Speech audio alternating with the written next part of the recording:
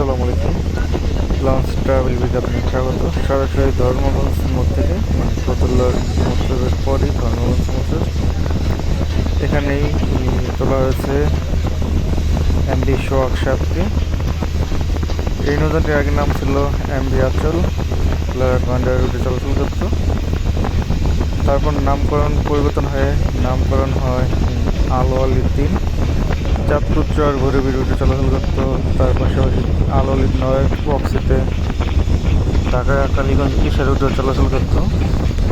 তারপর মালিকানা পরিবর্তন হয় সোহাগ 7 নামে প্রিন্স সোহাগের প্রক্সিতে গোমা বাতাবনী রুটে চলাচল করছিল।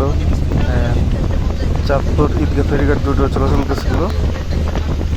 সর্বশেষ যুক্ত হয়েছিল ঢাকা এয়ারপোর্ট রুটে, সেখানে টিকতে পারে নেই। তারপর সুন্দরবন ট্যুরিস্ট ভেসেল হিসেবে চলাচল করছিল সর্বশেষ।